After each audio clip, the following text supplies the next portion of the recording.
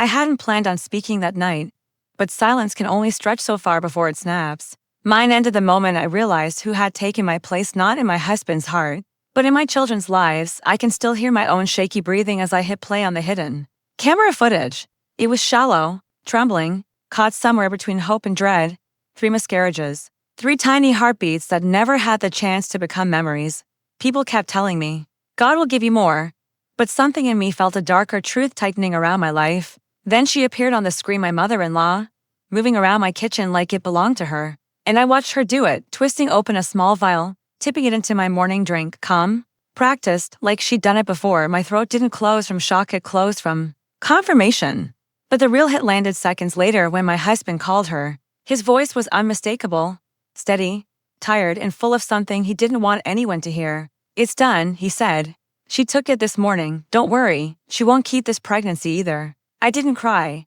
Not even then. A strange, icy stillness spread through me.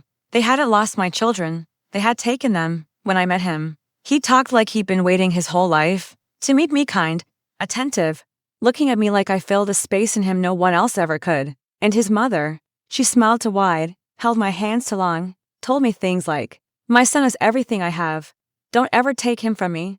I mistook it for affection. Now I know obsession wears soft shawls and polite jewelry. We married. We dreamed of a family, and every time I got pregnant, she would show up with food, drinks, remedies. Every loss felt like my own body betraying me, but it wasn't my body at all. After the 3rd miscarriage, something inside me sharpened. He barely touched me in the hospital, couldn't look me in the eyes, and his mother stood in the doorway almost relieved. Later that night, when I asked him what he wanted for dinner, he said, whatever you want, too gentle, too rehearsed.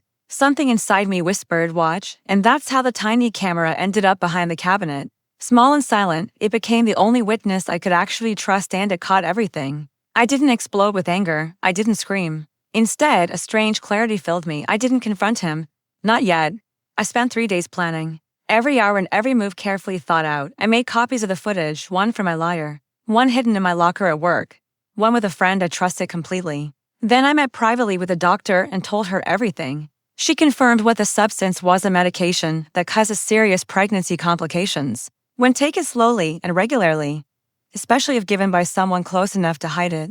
My hands only shook once when I realized how many times they must have done it. Step 1, legal trap.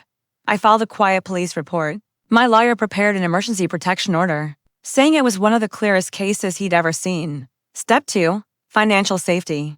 I legally moved half our joint savings into a protected account meant for emergencies caused by a spouse's misconduct. I bought myself room to breathe. Step 3, the truth. Out loud, I invited both families over. They all assumed it was about my emotional state. In a way, it was. Step 4, confrontation, but only in the space I controlled. They arrived. My husband stood beside me. My mother-in-law wore that mask of forced concern. I stood in front of all of them, steady, calm, holding the TV remote. I want you all to see something, I said. And I hit play. Her face froze first. His voice filled the room next. The silence that followed felt like the air had been sucked out of the walls.